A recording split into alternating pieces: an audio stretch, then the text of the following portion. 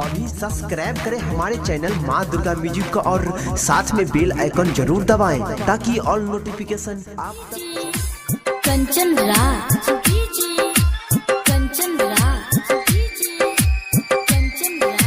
नीम चौक चौसीमा वैशाली। जो जोग्य सनम नहीं छै कोनो गम, जो जोग्य सनम नहीं छै कोनो गम, अखिया नहीं कनक हेलो रो से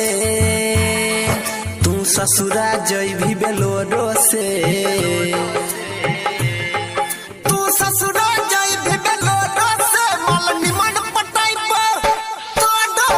से, तू ससुरा जइभी बेलोरो से मल निमन पटाई तो से।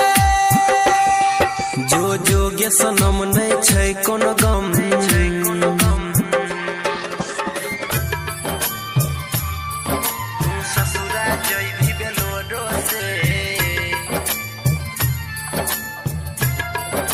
म्यूजिक डायरेक्टर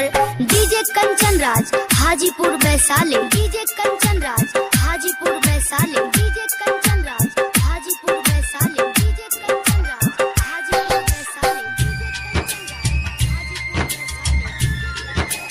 हो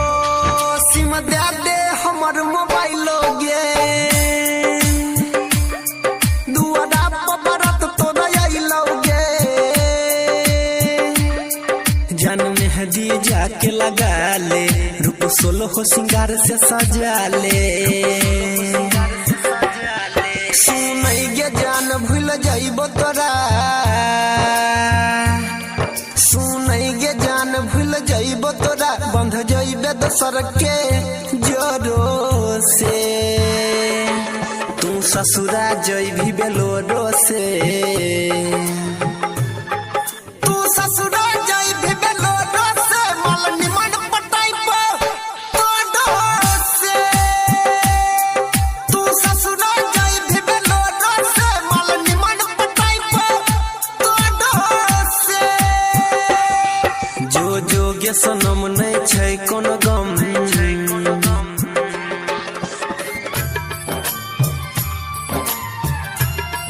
तू ससुरा जइभी बेलोरो से,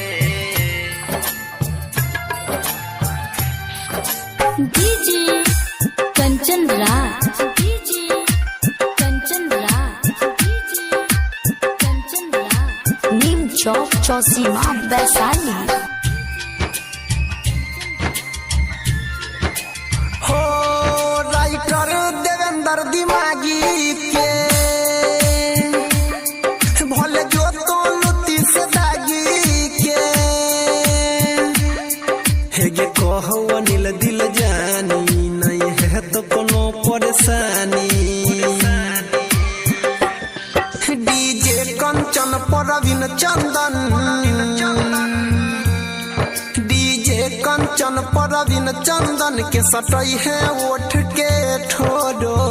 से, तू ससुरा जइभी बेलोरो से, तू ससुरा जइभी बेलोरो से मल निमन पटाई तो से,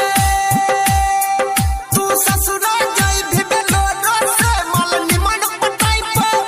तो से। जो जोग्य सनम नहीं छै कोनो गम,